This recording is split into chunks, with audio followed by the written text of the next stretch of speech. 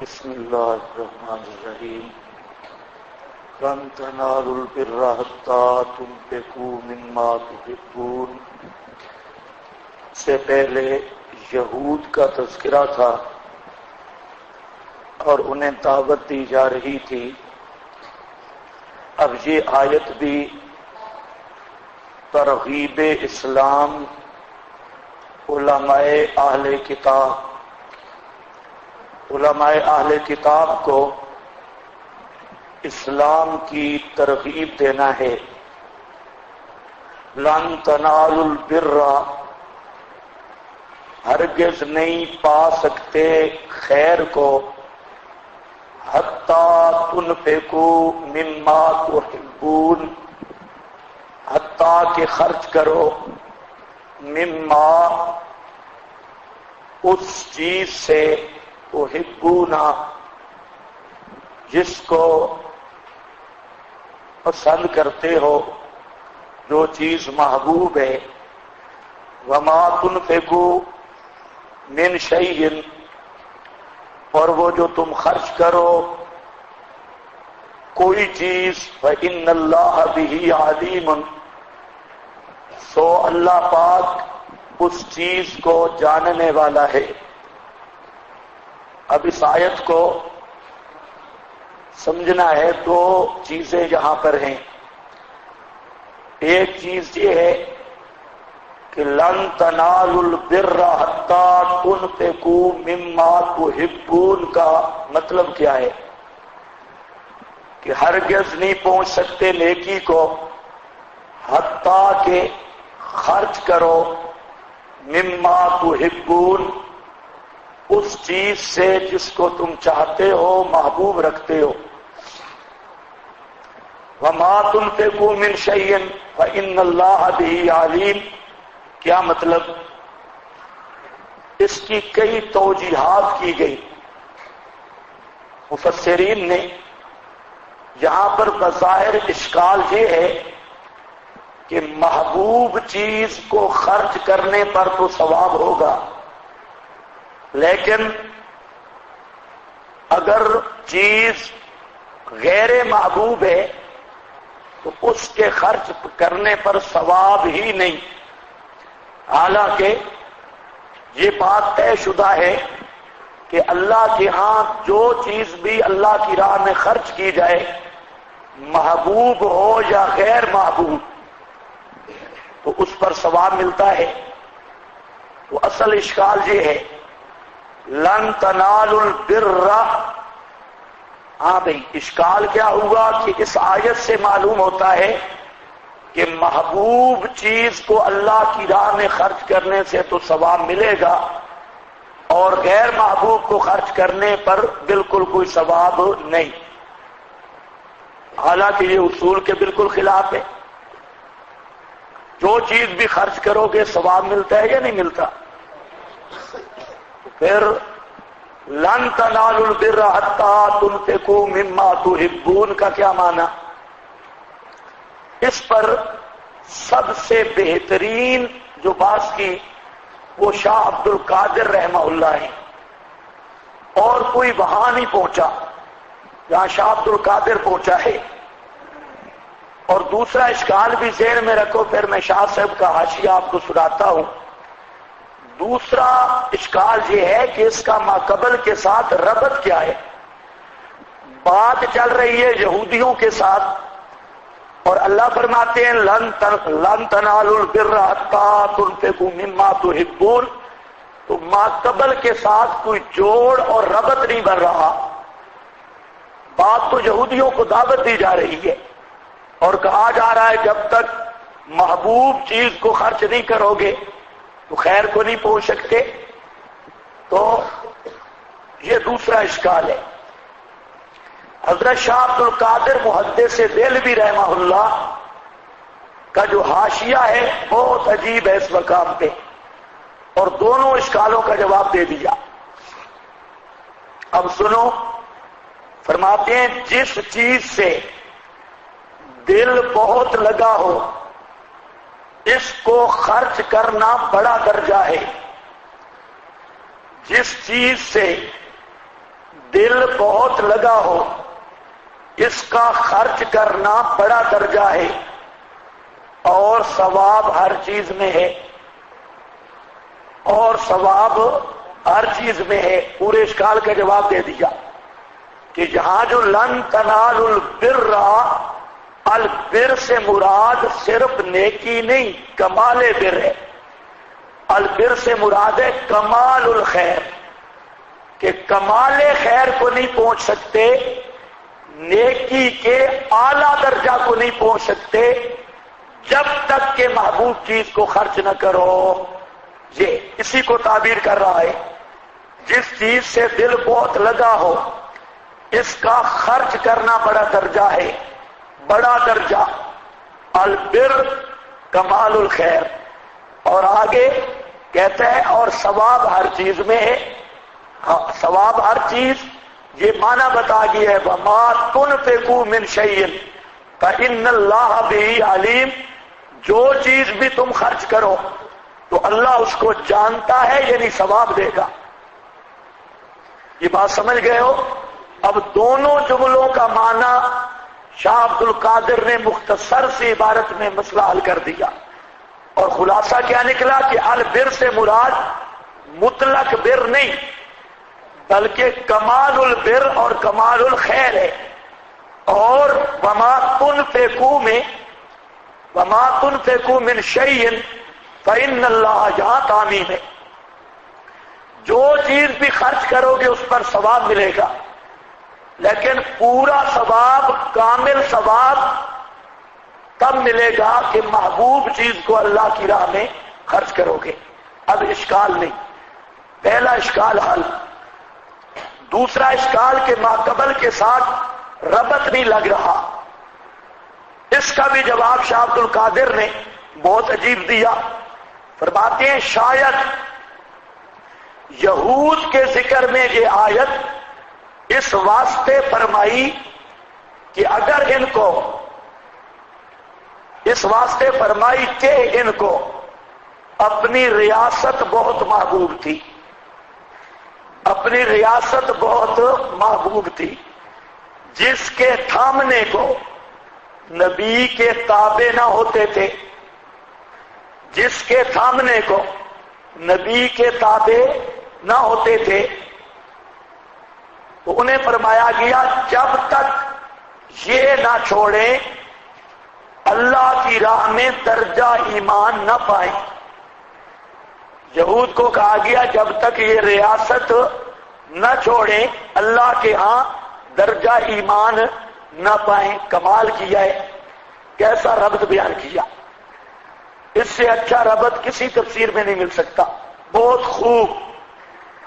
ہاں بھائی، شاید یہود کے ذکر میں یہ آیت اس واسطے فرمائی کہ ان کو اپنی ریاست بہت محبوب تھی، یہودیوں کو اپنی ریاست بہت محبوب تھی، جس کے تھامنے کو نبی کے تابع نہ ہوتے تھے۔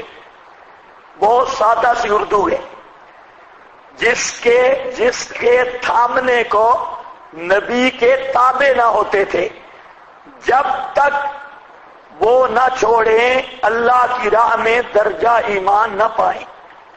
مطلب کیا ہے؟ فرماتے ہیں کہ جہاں ذکر یہود کا ہے اور لن تنالوا البر، یہ ان کو فرمایا گیا، ان کو ریاست محبوب تھی۔ ریاست کا کیا مطلب؟ جو مولوی تھے انہیں مولویت کا نشہ تھا، اور جو خطیب تھے انہیں خطابت کا نشہ تھا، جو نواب اور چودھری تھے انہیں اپنی نوابی اور چودراہٹ کا فخر تھا۔ اب وہ یہ چیز نہیں چھوڑنا چاہتے تھے، یہی چیز مانے تھی۔ مولوی کہتے کہ اگر ہم نبی پاک پہ ایمان لے آئے تو مولویت ختم، خطیب کہتے ہماری خطابت اور سٹیر ختم، نواب کہتے ہماری نوابی ختم، چودھری کہتے ہماری چودراہٹ ختم۔ یہی چیز ان کو بڑی محبوب تھی، اس لیے وہ نبی کی بات نہیں مانتے تھے۔ تو اللہ نے فرمایا لن تنالوا البر حتی تنفقوا مما تحبون، ایمان تب ملے گا کہ ریاست چھوڑو گے۔ جب تک ریاست نہیں چھوٹتی، مولوی اپنی مولویت کا نشان نہیں اتارتا، چودھری اپنی چودراہٹ کا نشان نہیں اتارتا، خطیب اپنی خطابت کی مستی نہیں نکالتا، اس وقت تک درجہ ایمان نہیں مل سکتا۔ ایمان ملے گا، یہ اپنی محبوب چیز چھوڑنی پڑے گی۔ جی اب آیت لگ گئی، سمجھ آ گئی آپ کو؟ کل الطعام کان حلا لبنی اسرائیل۔ جب میں نے خلاصہ بیان کیا تو آپ کو بتا دیا کہ رسالت پر، باعث رسالت میں رسالت پر شبہات اور سوالات کے جواب ہوں گے۔ یہاں پر پہلا شبہ ہے، سوال ہے، سوال یہ ہے کہ یہ عجیب پیغمبر ہے، ایک طرف کہتا ہے کہ میں ابراہیمی ہوں اور بڑا دعویٰ کرتے ہیں کہ ہم ایمان لائے ہیں ما انزل، ادھر گیا وما انزل علی ابراہیم و اسماعیل، ایک طرف ان کا یہ دعویٰ ہے کہ جو ابراہیم اور اسماعیل پہ نازل ہوا اس پر ہم ایمان لاتے ہیں، اور دوسری طرف دیکھو تو نری مخالفت ابراہیم علیہ السلام کی ہے۔ ایک طرف دعویٰ ہے کہ ابراہیمی ہوں ہی میں، اور کوئی ابراہیمی نہیں، نہ یہودی نہ عیسائی نہ مکہ کے مشرک، اور کہتا ہے ابراہیمی میں ہوں، اور ادھر دیکھو ساری مخالفت ابراہیم کی ہے۔ دیکھو جی بہت ساری چیزیں ایسی تھی کہ ابراہیم کے خاندان اور گھرانے میں وہ حرام تھی اور اس نے آ کے ان کو حلال کر دیا۔ یہ عجیب تماشا ہے، ابراہیمی بھی کہتا جاتا ہے اور مخالفت بھی ابراہیم کی کرتا ہے۔ اب اونٹنی کا دودھ ہے اور اسی طرح یہ جو اونٹ کا گوشت ہے، اونٹ کا دودھ ہے، یہ چیزیں ابراہیمی گھرانے میں بالکل حرام تھی، اور یہ کھاتا بھی جاتا ہے اور کہتا ہے میں ہوں بھی ابراہیمی۔ یہ ہوتا ہے نا پراپاگنڈا، مشرک ہمیشہ یہی پراپاگنڈا استعمال کرتا ہے، اور اس پراپاگنڈا مہم میں یہودی بڑے تیز تھے۔ آج بھی جتنے باطل فرقے ہیں اس نیٹ سے پراپاگنڈا کرتے ہیں کہ آدمی کا سر چکرا جاتا ہے، اور وہ بھی اسی طرح کرتے۔ اور ہمارے جو مباحث ساتھی ہیں سیدھے سادے، یہ سچی بات بھی آگے نہیں پہنچا سکتے، اور جو مخالف شاطر ہے وہ جھوٹ کو بھی اس انداز میں پیش کرتا ہے کہ اگلا آدمی یقین کرنے پر مجبور ہو جاتا ہے۔ یہ آج بھی یہی پراپاگنڈا ہے۔ بریلویوں کے ہاں آپ کے بارے میں پراپاگنڈا ہے، یہ نبی کو نہیں مانتے، وہ ذات کو نہیں مانتے، یہ کہتے ہیں نبی کا علم جانوروں سے برابر ہے، جانوروں جیسا ہے، اور دیوبندی کہتے ہیں شیطان بڑا عالم ہے نبی سے۔ یہ پراپاگنڈا اب بریلویوں میں ہے۔ بریلوی عوام میں یا طلباء میں آپ جائیں، ایسی آپ کی تصویر کھینچیں گے کہ مزہ آ جائے گا۔ ایسا ہندو کے کرتوت بھی نہیں ہوتے جو ان کا آپ کے متعلق نظریہ ہے۔ حضرت شیخ القرآن رحمہ اللہ فرماتے ہیں میں بلند پر گیا تقریر کرنے، اور میں نے مسئلہ بیان کیا لا الہ الا اللہ، تو ایک آگے سے کھڑا ہوا، اس نے کہا آگے بھی پڑھنا، آگے لڑ گئی، آگے بھی پڑھنا محمد الرسول اللہ۔ تو میں نے کہا میں پڑھتا ہوں محمد الرسول اللہ۔ اس نے کہا نعرہ حیدری پنڈی سے آیا ہے، نہیں مانتا تھا محمد الرسول اللہ۔ منوایا ہے کہ نہیں منوایا؟ منوا لیا۔ یعنی اس طبقہ میں آپ کی یہ تصویر ہے کہ آپ محمد الرسول اللہ کو بالکل نہیں مانتے، رسالت نہیں مانتے، معجزات نہیں مانتے، کرامات نہیں مانتے، اولیاء اللہ کو نہیں مانتے۔ یہ پراپاگنڈا ہے۔ اگر یہ پراپاگنڈا نہ ہو تو ان کی عوام ایک منٹ کے لیے ان مولویوں کے ساتھ نہیں رہ سکتی۔ ان کے جو کرتوت اور ان کی جو تقریریں اور وعظیں کبھی نہ سنیں۔ اسی طرح یہ دوسرے بریلویوں کے بھائی وہ ہے. انہوں نے کہا یہ مماتی حیات النبی کے منکر ہیں، یہ حیات النبی نہیں مانتے. اب اتنا پراپاگنڈا کیا پورے ملک میں، حتیٰ کہ ہمارے ساتھی بھی اب ان کے پراپاگنڈا سن کر یہ بھی کہتے ہیں جی ہم حیات نہیں مانتے. کہ ایسے بیوقوف بھی ہوتے ہیں. حالانکہ حیات تو اصل مانتے ہی ہم نے، اصل حیات جو وفات کے بعد والی ہے مانتے ہی ہم نے. وہ کون سی حیات مانتے ہیں؟ حیات دنیاوی. اور دنیاوی حیات کا آخرت کے ساتھ تقابل ہی کیا ہے؟ دنیاوی حیات کی آخرت کے مقابلہ میں حیثیت کیا ہے؟ ہم اخروی مانتے ہیں، وہ دنیاوی دنیاوی دنیاوی. اب انہوں نے بھی کہنا شروع کر دیا دنیاوی برزخی دنیاوی برزخی. یہ کوئی نئی قسم نکلی ہے، دنیاوی بھی تھے برزخی بھی. کوئی سمجھ آئی یہ بات؟ پراپاگنڈا. عذاب قبر نہیں مانتے جی. آپ میں کوئی بیٹھا ہے سب بے ایمان جو عذاب قبر نہ مانتا ہو؟ یہ عجیب بات ہے. عذاب قبر نہیں مانتے. یہ مماتیاں نا، یہ شفاعت نہیں مانتے. یہ شفاعت کے منکر ہیں، یہ وسیلے کے منکر ہیں. یہ آپ وسیلے کے منکر ہیں بھائی. عجیب بات ہے. اب ان پارٹیوں میں جاؤ تو شیخ الحدیث یہ بیان کر رہا ہے. اب جب آپ کی یہ تصویر آتی ہے نئے آدمی کے سامنے کہ مماتی وہ ہوتا ہے جو حیات النبی کا منکر، توبہ توبہ توبہ. مماتی وہ ہوتا ہے جو عذاب و ثواب قبر نہیں مانتا، استغفر اللہ. اور مماتی وہ ہوتا ہے جو کہتا ہے نبی کا وجود قبر میں مٹی ہو گیا ہے. لا حول ولا قوت الا. یہ تصویر ہے. شفاعت نہیں مانتے. بے عین ہی جو پراپاگنڈا یہودی کیا کرتے تھے جھوٹ بول کر، وہی پراپاگنڈا ان کی مانوی اور روحانی اولاد کر رہی ہے. حالانکہ کوئی حیات النبی کا کوئی منکر نہیں. البتہ وہ منکر ہے. اور یہ آپ سیدھی بات بھی نہیں کر سکتے. آپ یہ بھی کہہ سکتے ہیں کہ وہ جو حیات ابو جہل کے لیے مانتے ہیں وہی حیات امام الانبیاء کے لیے مانتے ہیں. ابو جہل کے بارے میں بھی روح جسم میں، امام الانبیاء کے بارے میں بھی روح جسم میں، ہر کافر کے بارے میں بھی روح جسم میں، منافق کے بارے میں بھی روح جسم میں، شہید کے بارے میں بھی روح جسم میں، نبی کے بارے میں بھی روح جسم میں، امام الانبیاء کے بارے میں بھی روح جسم میں. تو جو کافر اور منافق کی حیات مانتے ہیں وہی حیات نبی کے لیے مانتے ہیں. لیکن آپ یہ بات نہیں پھیلا سکتے، ہمارا مزاج ہی نہیں. حالانکہ یہ کوئی پراپاگنڈا ہی نہیں، یہ حقیقت بات ہے. ان کے ہاں ہر کافر کے لیے آدھا ہے.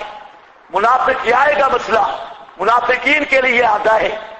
اور وہ جو عذاب و ثواب قبر کا معنی کرتے ہیں وہ صرف مسلمانوں کے لیے عذاب قبر کے قائل ہیں. ہندوؤں، سکھوں اور مسلمان بھی، وہ بھی بہت کم. جو مسلمان بمبوں سے اڑ جائے، میزائلوں سے اڑ جائے، اس کا وجود رہے ہی نہیں تو ان کا عذاب قبر ختم، کیونکہ سارا ہے ہی جسم کے ساتھ معاملہ. اور جب تک دفن نہ ہو وہ کہتے ہیں نہ سوال ہوتا ہے نہ جواب ہوتا ہے نہ عذاب ثواب. تو مطلب ہے قبل از دفن کچھ نہیں ہوتا. ہندو دفن کرتے ہی کوئی نہیں، سکھ دفن کرتے ہی کوئی نہیں، بدھ مذہب دفن کرتے ہی کوئی نہیں. تو وہ یہ اپنے رشتہ دار کو قبر میں ڈال آنا گویا کہ فرشتوں کے ہاتھ لگا دینا ہے. پھر تو دفن نہیں کرنا چاہیے تھا کہ سوال جواب عذاب و ثواب سے بچ جائے. تو اب نامراد عذاب و ثواب قبر کا ایسا معنی کر کے ہے خود منکر، لیکن کرتے ہیں شور یہ منکر ہیں جی، یہ نہیں مانتے جی، یہ نہیں مانتے. یہی بات ہے غیر مقلدین کے ہاں. ان کے ہاں بھی پراپاگنڈا کہ حنفی امام ابو حنیفہ کو مانتے ہیں، قرآن حدیث کو نہیں مانتے ہیں. اور ہم ہیں اطیع اللہ و اطیع الرسول. اور ان دیکھو نا اطیع اللہ و اطیع الرسول والوں کو، ان کے میں نے سارے فتاوے منگوائے. اب پہلا فتوے شروع ہوتا ہے تو نہ اطیع اللہ ہے نہ اطیع الرسول ہے. فتاوا میں پہلا فتوے شروع ہوتا ہے تو فلاں بزرگ فرماتے ہیں، اور دعویٰ کیا ہے؟ مانتے ہیں ہم خدا کی اور رسول کی. فتاوا میں سارے حوالے بزرگوں کی، فلاں نے یہ لکھا، فلاں نے یہ لکھا، فلاں نے یہ لکھا. میں نے کہا شرم کرو، ڈوب کے مر جاؤ، اتنے اقوال کے پیچھے تو ہم بھی نہیں جاتے جتنے تم چلے گئے، بدنام کرتے ہو ہمیں، اور خود کالا پلا کالا پلا کالا فتاوا محمدیہ ان کا نیا آیا ہے، اب اس کی ابتدا دیکھو انتہا دیکھو، سارے اقوال الرجال ہیں، لیکن بورڈ شروع میں کیا لگا ہے مقدمہ بعد نے کہ چونکہ فتاوے بہت تھے تو ہم نے کہا ایسا فتاوا ہونا چاہیے جو قرآن اور حدیث پر مشتمل ہو، فقہی اقوال نہ ہوں۔ اب یہ شروع میں بورڈ ہے اور اندر سارے فقہی اقوال ہیں، فلاں نے کہا فلاں نے کہا فلاں، لیکن پراپاگنڈا ایسا کہ غیر مقلدین کے ہاں آپ کی پوزیشن یہ ہے، وہ سمجھتے ہیں کہ یہ مکہ کے مشرکوں کی طرح اپنے باپ دادا ابو حنیفہ فلاں فلاں کی بات مانتے ہیں، اور جب قرآن حدیث حنفی کو سنایا جائے تو یہ قرآن حدیث سن کر بھاگ جاتا ہے اور کہتا ہے لا ندعو قول امامنا، ہم اپنے امام کی بات کو نہیں چھوڑ سکتے، ہم امام کی مانیں گے، قرآن و سنت کی نہیں مانیں گے۔ آپ امام سے بتائیں آپ میں کوئی ایسا پاگل بھی ہے جو کہے قرآن حدیث کو نہیں مانیں گے امام کو مانیں گے؟ یہ کیا ہے؟ پراپاگنڈا، پراپاگنڈا۔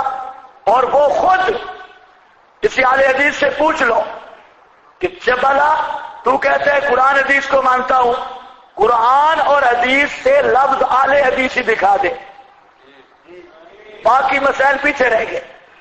قرآن و حدیث سے میرے پاس آیا گجرا والے کا تھا مولوی، تلا گنگ میں تھا، آ گیا۔ ان کا طریقہ واردات ہوتا ہے بڑا عجیب، وہ آیا کاروبار کے رنگ میں، کاروبار کر رہا ہوں، اور اصل میں بہانہ کاروبار کا ہوتا ہے، اور وہاں میری مسجد کے قریب اس نے ڈیرا لگا لیا، مسجد کا متولیان ان کے قریبی تھا۔ اب ایک دن بھی میں نے دیکھا بھئی یہ کون ہے نئی سرکار، دوسرے دن میں نے بلایا کون ہے یہ کیا کر رہا ہے، تو کہتے ہیں جی یہ اہل حدیث ساتھی ہے اور یہ ادھر کاروبار کرتا ہے، اور اس نے ہفتہ ہم سے مکان کرائے پہ لیا ہے۔ میں نے کہا یہ بے ایمان کاروبار بھینسوں گاؤں کا نہیں کرتا، یہ آپ کا کاروبار کرنے آیا ہے، اس کو آج عشاء کی نماز کے پاس میرے پاس لاؤ۔ نماز کے بعد وہ ساتھی لے آیا اس کو، پہلے تو نہیں آتا تھا، لے آیا۔ میں نے پوچھا کیا کہاں سے فارغ ہے؟ کہتے ہیں میں کاروبار کرتا ہوں۔ میں نے کہا یار میں پہچانتا ہوں کہاں کا فارغ ہے تو کہتا ہے محمدیہ کا۔ اب پتہ چلا، پہلے ظاہر ہی نہیں کر رہا تھا میں مولوی ہوں۔ میں نے کہا میں پہچانتا ہوں آپ کو، کہاں کا فارغ ہے؟ تو کہتے ہیں جامعہ محمدیہ کا۔ میں نے کہا ماشاءاللہ۔ اب میں نے کہا کہ آپ ادھر کاروبار کے لیے نہیں آئے، آپ ادھر آئے اضلال کے لیے۔ اب باتیں دو ہوں گی، یا تو مجھے مسئلہ پہلے سمجھا بعد میں ان کو سمجھانا، یا خبردار اگر مجھے پتا چل گیا نا تو نے شرارت کی تو ادھر گلی میں اتنا ماروں گا آپ کو کہ تجھے پناہ دینے والا بھی نہیں چھڑائے گا۔ ہاں مجھے مسئلہ سمجھا تو تیری مرضی، میں بیٹھا ہوں ساری رات میں تیرے ساتھ ہوں، سمجھا مجھے۔ تو کہتے ہیں جی بات تو اتنی کوئی نہیں، آپ ایسے غصہ ہو رہے ہیں۔ میں نے غصہ ہو رہا ہوں تمہارے تکیے پر، رافضیوں والا تکیہ ہے، کھول کر کیوں نہیں بات کرتے؟ کاروبار بھینسیں خریدنی ہے اور گائے اور بیل خریدنے ہیں، اور اصل میں وہ رفع دین کی تبلیغ کرنی ہے، فاتحہ خلف الامام کی، یہی تبلیغ ہے۔ چنانچہ ابھی ہم بیٹھے تھے، ایک لڑکا آ گیا، تو میں نے اسے کہا، وہ اس گھر کے قریبی تھا، میں نے کہا بتاؤ اس نے تجھے تبلیغ نہیں کی؟ تو کہتے ہیں جی 3 دنوں سے پیچھے لگا ہوا ہے حنفیوں کی نماز سیکھنے۔ میں نے کہا آپ بیٹھو، بندے اور بھی میں نے بلا لیے، جتنے مقتدی چند ایک سمجھدار تھے۔ میں نے کہا ذرا آؤ سنو شکاری کا حال۔ تو میں نے کہا کیا بتانا کیا چاہتا ہے، ہمارے اندر جو خرابی ہے اس کو دور کر، ہم اپنی اصلاح چاہتے ہیں۔ کہتا ہے جی دیکھو ہمارا تو سیدھا سادہ مسلک ہے قرآن اور حدیث۔ میں نے کہا یہ تمہارا سیدھا سادہ مسلک نہیں، سیدھا سادہ جھوٹ ہے۔ قرآن اور حدیث مانتا ہے؟ کہتے مانتا ہوں۔ میں نے کہا قرآن حدیث کے علاوہ؟ کہتے کچھ نہیں مانتا۔ میں نے کہا چلو اہل حدیث کا لفظ نکال قرآن سے اور حدیث سے، باقی باتیں بعد میں۔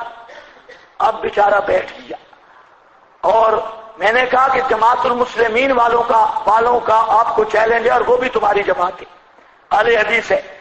وہ کہتے ہیں کہ اہل حدیث سب کافر اور مشرک ہے۔ یہ اہل حدیث اپنے ہیں جماعت المسلمین، کیوں؟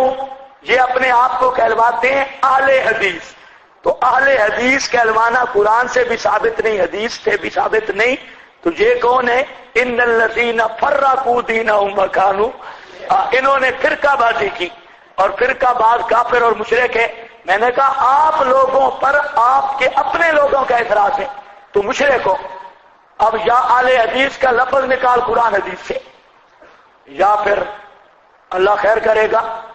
اب بیٹھ گیا، کہتے ہیں آپ اہل سنت اپنے آپ کو کہلواتے ہیں، آپ دکھا دیں گے قرآن حدیث سے؟ میں نے کہا قرآن سے دکھاؤں حدیث سے؟ کہتے ہیں قرآن سے دکھا دو۔ میں یوم تبیض وجوہ و تسود وجوہ ابھی آنے والا ہے، اس کا معنی ابن عباس نے کیا کہ تبیض وجوہ اے وجوہ اہل سنت والجماعت، یہ تو ابن عباس نے معنی کیا۔ میں نے کہا یہ قرآن ہے اور تفسیر صحابی کی ہے، وہ معنی کرتا ہے، اور حدیث سے کہتا ہے تو ما انا علیہ و صحابی، یہی ترجمہ ہے اہل سنت کا۔ اب تو ذرا دکھا اہل حدیث قرآن سے یا سنت سے۔ میں نے کہا اگر تو نہیں بتاتا میں بتاتا ہوں۔ اہل حدیث کے کئی معنی، حدیث کے کئی معنی، اہل کے معنی بھی آ جائیں گے۔ قرآن نے جو حدیث کے معنی بتائے، تو اب میں نے اسے 5-6 معنی نکال کے دیے کہ اہل حدیث بمعنی اہل گپ شپ، اہل گپ شپ گپوٹیشن والی کمپنی، اور اسی طرح اور بھی 5-6 معنی آئیں گے انشاءاللہ، قرآن بتاؤں گا اہل حدیث کا معنی۔ تو اب وہ بیچارہ بالکل، اس کے بعد میں نے آج تک نہیں سنا کہ اس رات کے بعد وہ اس محلے میں آیا ہو، بالکل نہیں آیا۔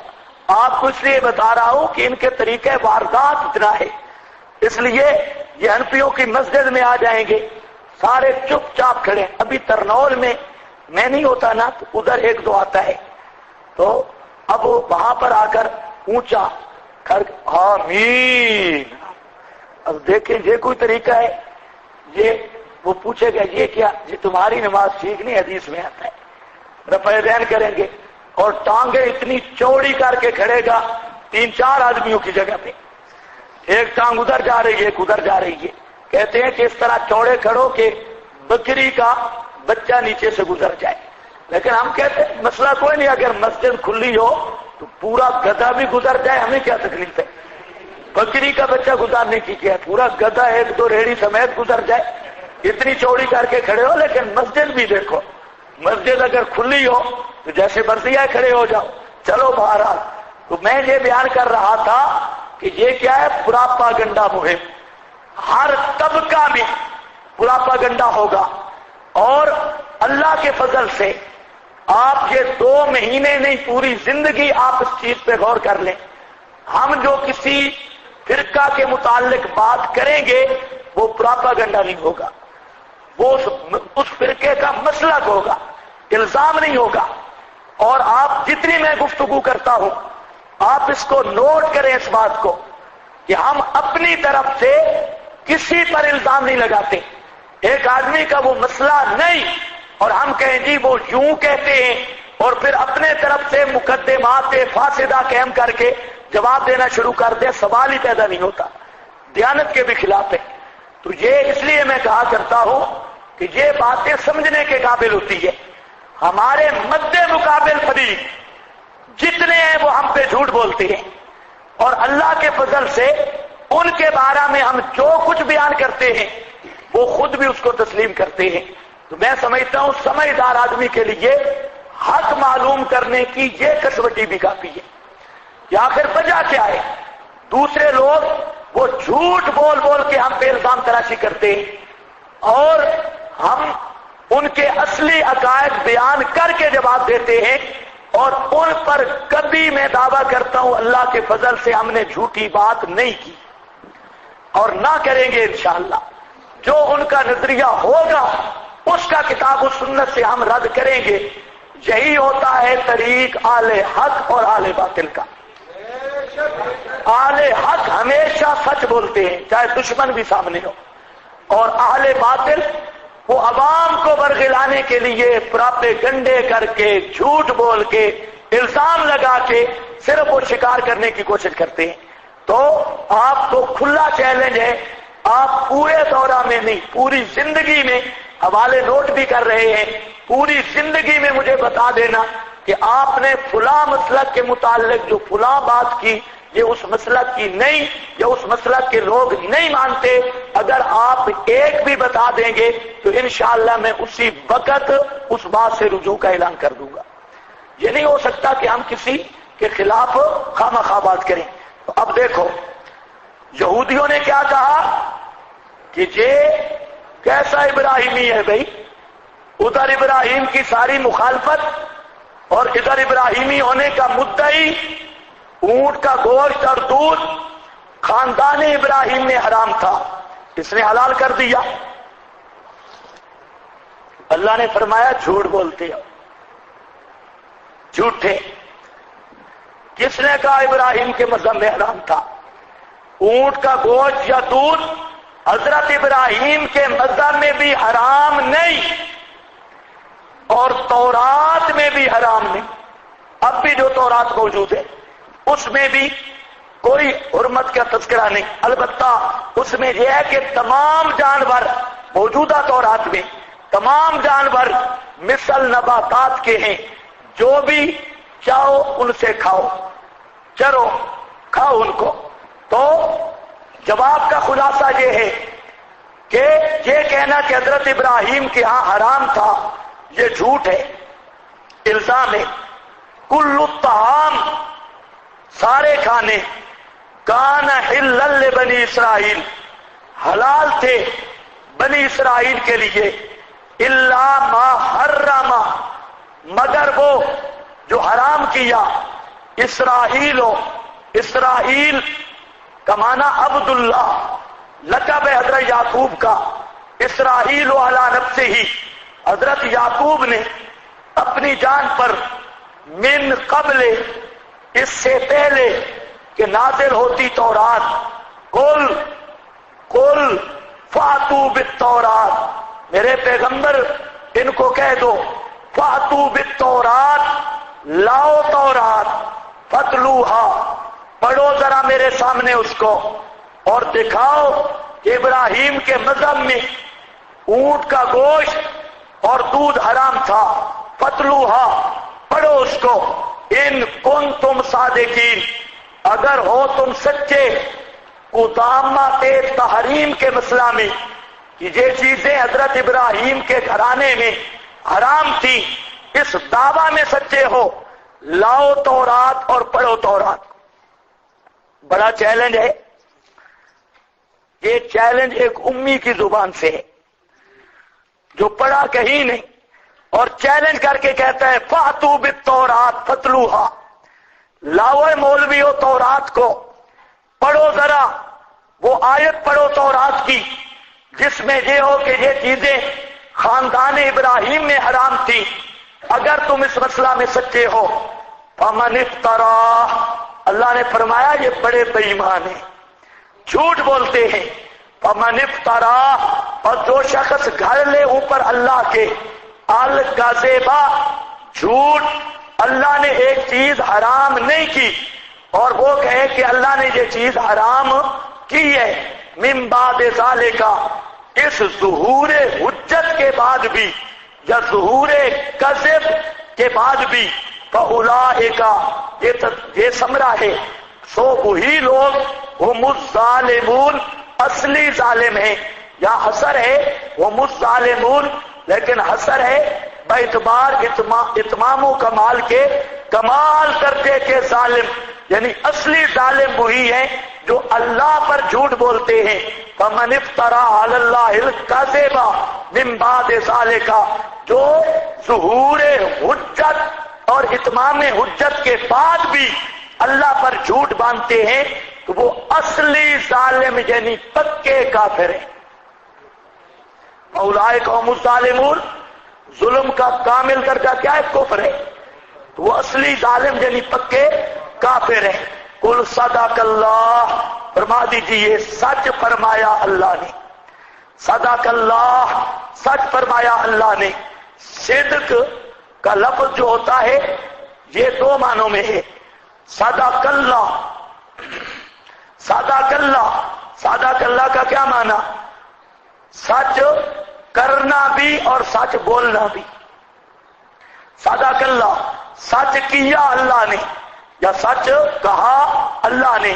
فاتبعوا ملت ابراہیم حنیفا، اب دعوت ہے، آؤ جو تم الزام لگاتے ہو ابراہیم کے گھرانے میں حرام تھی وہ تم ثابت نہیں کر سکتے، جب ثابت نہیں کر سکتے اللہ پہ جھوٹ بولنا چھوڑ دو اور آؤ حضرت ابراہیم کے مذہب اور ملت کی اتباع کرو۔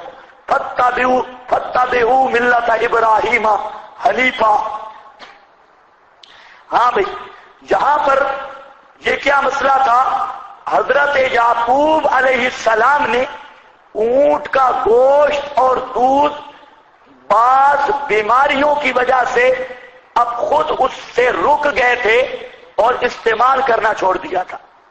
حرامہ کا معنی وہ شرعی نہیں ہے، حرامہ کا معنی امتناع اور رکنے والا ہے، اپنے اوپر حرام کیا یعنی اس سے رک گئے، یہ شرعی معنی نہیں، حرام جو شرعی ہے۔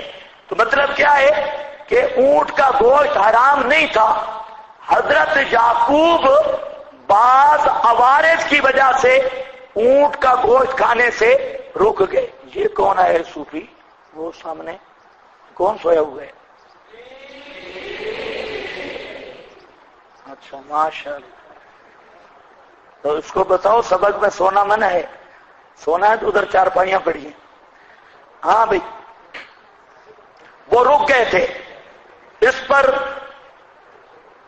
حوالے تو بہت ہیں، صرف ایک نوٹ کر لو، ما حرم فعل ذلك للتداوی باشارۃ الاطباء، فعل ذلك کیا حضرت یعقوب نے یہ یعنی اونٹ کے گوشت سے رکے، للتداوی دوائی کے لیے، باشارۃ الاطباء طبیبوں کے اشارے پر، طبیب کے کہنے پر۔ یہ بیماری کون سی تھی؟ کوئی عرق النساء یا کوئی بیماری تھی، تو اطباء کے مشورے سے رکے۔ بیضابی اور کشاف وغیرہ نے یہی توجیہ کی کہ حرامہ رک گئے، انہوں نے اپنے آپ کو روکا، کس وجہ سے؟ کوئی خاص بیماری تھی، اور ڈاکٹروں نے اطباء نے مشورہ دیا کہ اونٹ کا گوشت اور دودھ سے رک جاؤ۔ شریعت میں حرام نہیں تھا، بلکہ عوارض کی وجہ سے حضرت یعقوب نے استعمال نہیں کیا۔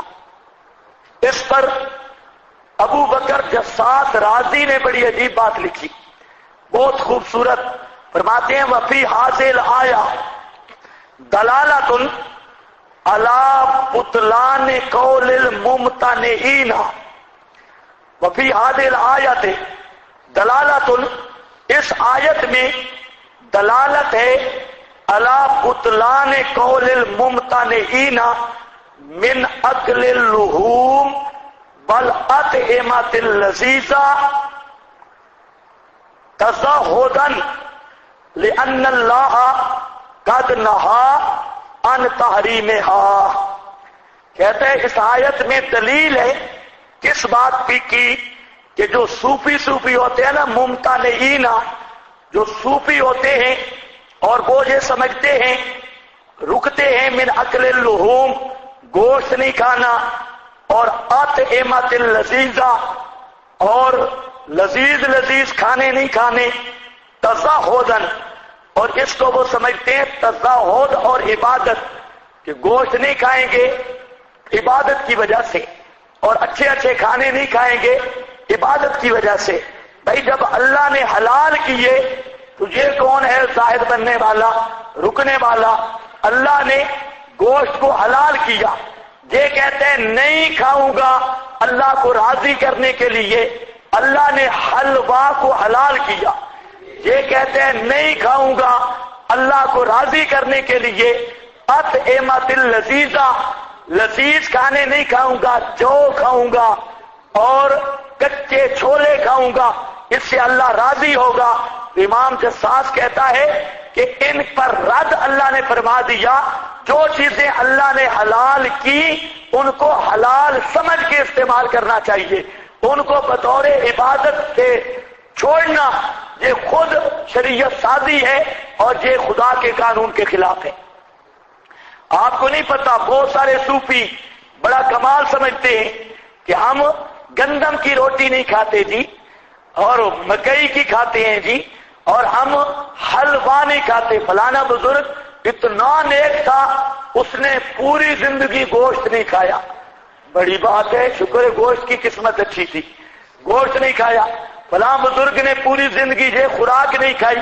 تو یہ تزہد کے طور پہ اطعمہ جو لذیذ کھانے ہیں ان کو بطور عبادت اور تزہد کے چھوڑنا، قرآن ان پہ رد کر رہا ہے صوفیوں پہ کہ یہ قرآن کے خلاف ہے۔ ہاں بھائی، اب ذرا دیکھو، من قبل ان تنزل التوراۃ قل فاتوا بالتوراۃ، فرما دیجئے لے آؤ تورات، فتلوہا، ذرا پڑھو اس کو، ان کنتم صادقین۔ فمن افترا سے ضابطہ آ گیا، اس قانون کو بھی ذہن میں رکھو، جو آدمی اللہ پہ جھوٹ بولتا ہے وہ کون بنتا ہے؟ وہ بنتا ہے کافر۔ کیا بنتا ہے؟ میں نے ابھی کہا ہے حسر ہے بے اعتبار کمال ظلم کے کہ بڑے درجے کا ظالم، فاولئک هم الظالمون کا اثر کمال ظلم بیان کر رہا ہے۔ ظلم کا اونچا درجہ، اور ظلم کا اونچا درجہ کیا ہے؟ کفر۔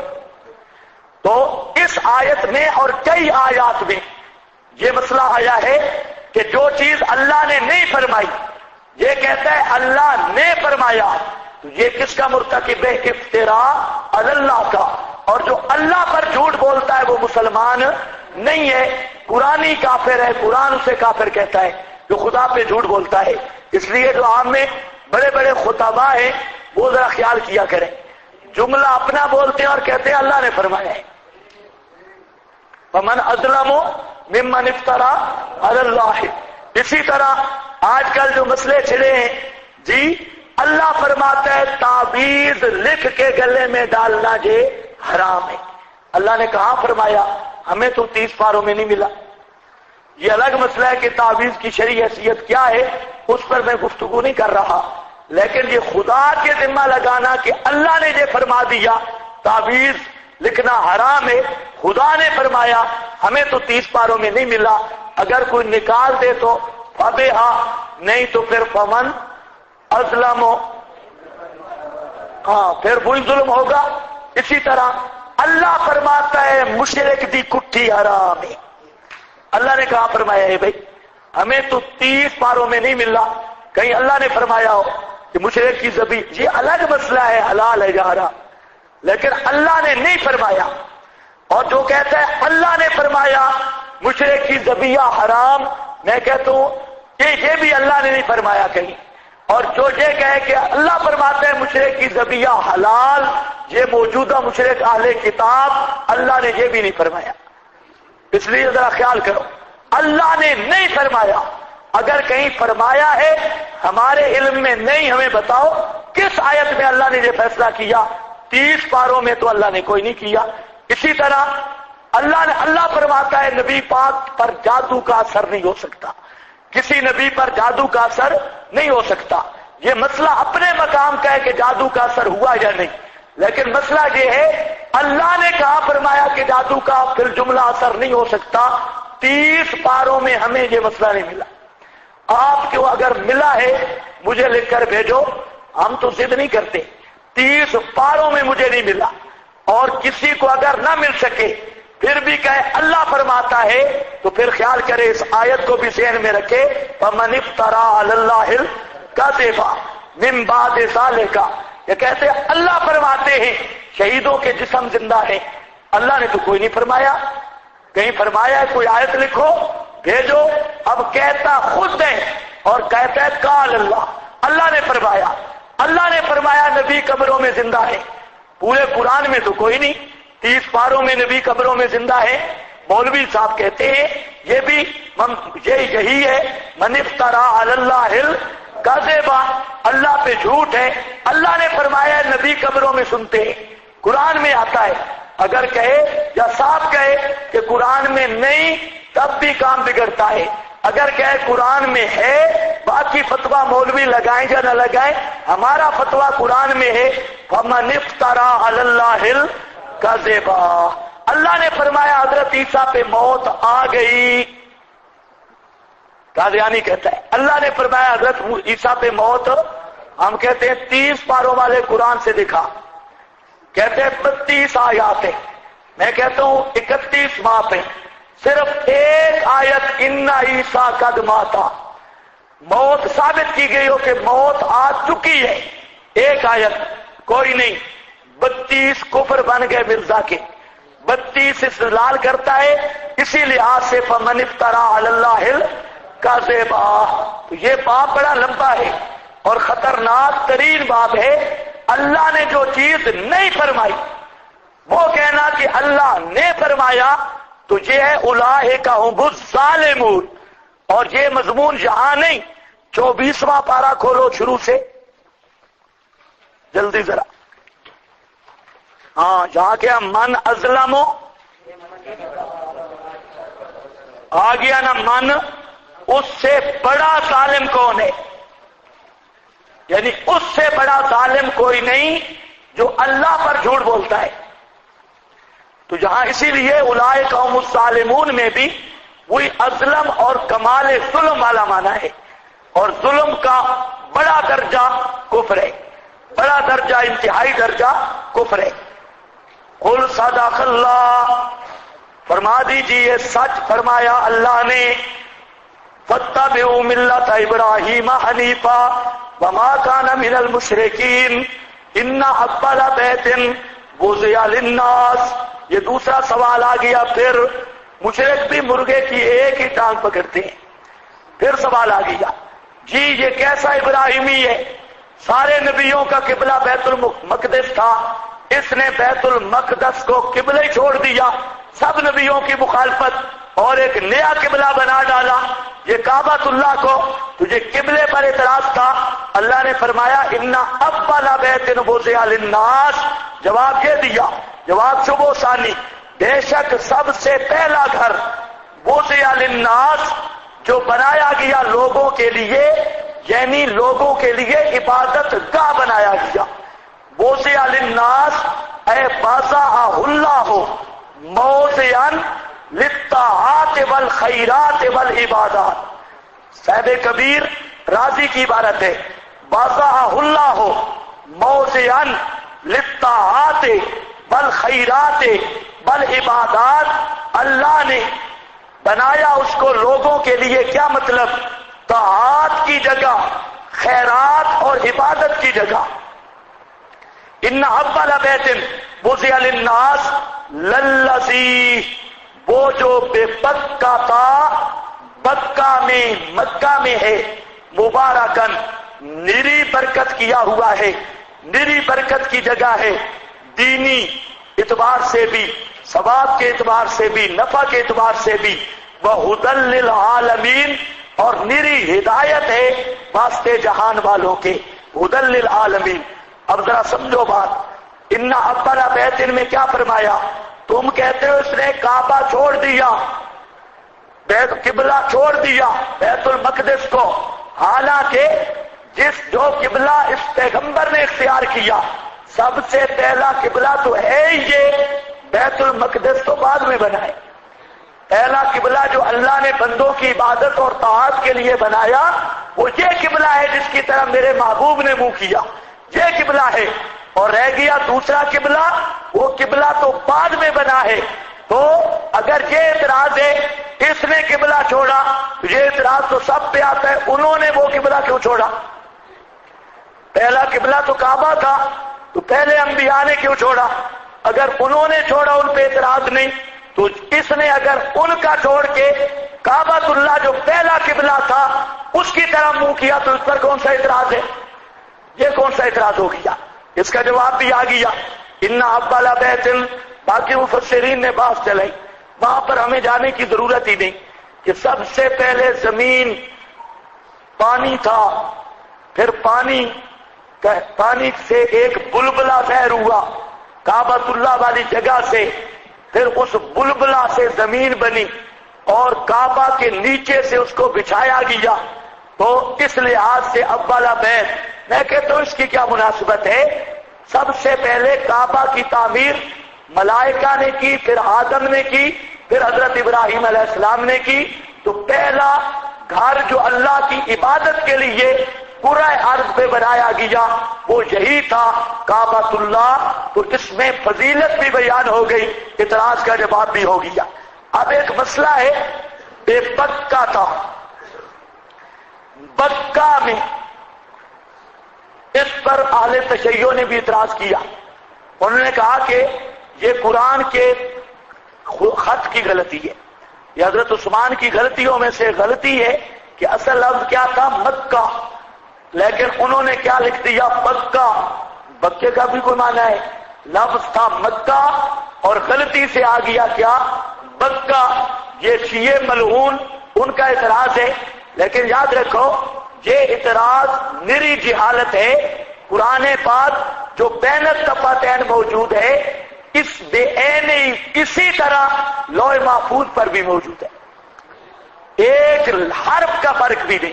جو ہمارے پاس موجود ہے لوح محفوظ جو ام الکتاب اصل کتاب ہے اس میں بھی موجود ہے. تو اہل تشیع کا یہ مستقل کفر ہے قرآن پاک کی غلطیاں نکالنا. تو اب وضع للناس للذی بے بکہ تھا. تو بکہ کا لفظ کیوں آیا؟ یہاں پر دو باتیں میں عرض کرتا ہوں. ایک تو قواعد عربیت میں ہے، عربی قواعد اور اصول میں ہے کہ میم اور با ان کے درمیان انتقال اور تبادلہ کثرت کے ساتھ ہوتا ہے. میم کو با سے بدلنا، با کو میم سے بدلنا کلام عرب کے اندر یہ کثرت کے ساتھ مستعمل ہے، اور اس کی بے شمار مثالیں ہیں. مثلا ایک ہے لازم. لفظ کیا ہے؟ لازم. عرب والے اسی کو پڑھتے ہیں لازم. لازم کو کیا بنا لیتے ہیں؟ لازم. میم ہے نا تو میم کو بنا دیتے ہیں لازم، با سے بدل دیتے ہیں. اسی طرح دوسری مثال اس کی کہ راتم. راتم عرب والے بنا لیتے ہیں راتب. راتم کو کیا بناتے ہیں؟ راتب. اور اسی طرح نمیت. نمیت نون میم یا وا. نمیت کو عرب والے بنا دیتے ہیں نبیت. میم کو بدلتے ہیں کس کے ساتھ؟ با کے ساتھ. یہ تو قواعد عربیت میں ہے. اب یہ کہنا حضرت عثمان کی غلطی ہے، کوئی گدھا ہی کہہ سکتا ہے کہ قواعد عربیت سے جاہل ہمارے اہلی وہی کہے گا، ورنہ یہ قواعد عربیت کے بالکل مطابق چیز ہے. دوسرا بکہ، یہ اسماء مکہ میں سے ایک اسم ہے. بکہ اسماء مکہ میں سے ایک چپ ہے. اسماء مکہ میں سے ایک اسم، مکہ کے کئی نام ہیں نا بزرگوں، ان میں سے ایک نام یہ بھی ہے بکہ. اور بکہ کیوں کہتے ہیں؟ تبکو آنا کل جبابرا. بکہ کا معنی بکہ یا بکو. تبکو مکہ کو مکہ اس لیے کہتے ہیں کہ بکہ یہ دشمنوں کی گردنوں کو توڑ دینا والا ہے، جیسا کہ ابرا کے ہاتھیوں کی پنجائی ہو گئی. تو جو دشمن بھی اس کی طرف رخ کرتا ہے اس کی گردن کو توڑ دیتا ہے. اس مناسبت سے یہ اسم من اسماء مکہ ایک نام ہے مکہ کے اسماء میں سے. یہ کشاف، ابن جریر اور المحرر الوجیز، بیضاوی، البحر المحیط، یہ سارے بزرگ یہ توجیحات لکھ رہے ہیں.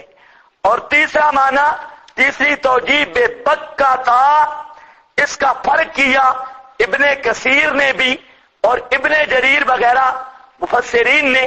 کہتے ہیں ایک ہے مکہ اور ایک ہے بکہ. جو بکہ کا لفظ ہے اس کا اطلاق ہوتا ہے صرف بیت اللہ کے ایریے پہ، اور جو مکہ کا لفظ ہے اس کا اطلاق ہوتا ہے سائر البلد، پورے شہر کو مکہ کہا جاتا ہے، اور مخصوص وہ ٹکڑا جہاں کعبۃ اللہ موجود ہے اس پر اطلاق ہوتا ہے کس کا؟ بکہ کا. تو بکہ اور مکہ میں فرق کیا. بکہ خاص موضع ہے، اور وہ موضع کون سی خاص ہے؟ ایریا جو بیت اللہ کا ہے اس کو کہتے ہیں بکہ، اور بیت اللہ کے علاوہ جتنا پورا شہر ہے سائر البلد، سارا شہر، پورا شہر اگر مراد ہو تو وہاں لفظ بولتے ہیں مکہ. تو کتنی توجیہیں ہو گئی؟ 3. پہلی توجیہ کہ یہ لفظی مکہ ہے، اور با کا میم کا با کے ساتھ بدلنا یہ کلام عرب میں کثرت سے ہے اور یہ قواعد عربی کے مطابق ہے. نمبر 2 کہ مکہ اور بکہ، یہ جو بکہ لفظ ہے یہ اسم من اسماء مکہ، یہ بھی مکہ کے ناموں میں سے ایک نام ہے، جس طرح صفاتی نام ہوتے ہیں. اور بکہ کو بکہ اس لیے کہتے ہیں کہ تبک کو آناکل جبابرہ، یہ جابروں اور ظالموں کی گردنوں کو توڑ دینے والا ہے.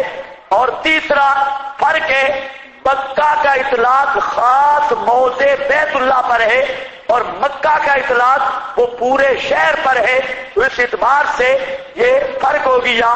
تو یہ 3 توجیحات آپ کو سب تفسیروں میں مل جائیں گی.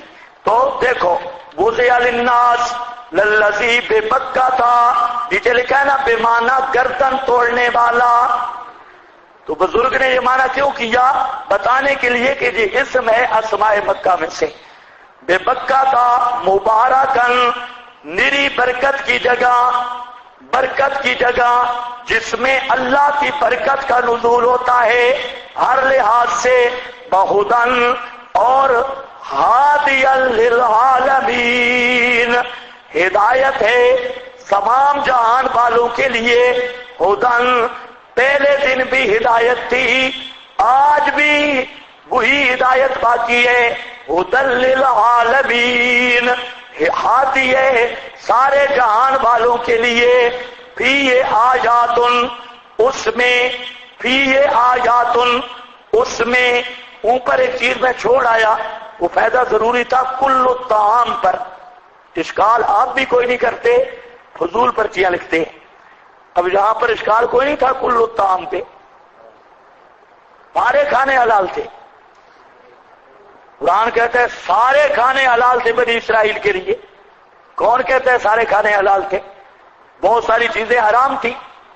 کل الطعام سے تو مطلب ہے سور کھائیں، گیدڑ کھائیں، لومڑ کھائیں، سارے حلال تھے. اور اشکال تھا یا نہیں تھا؟ ہاں، لیکن ایسی پرچی نہیں آئی،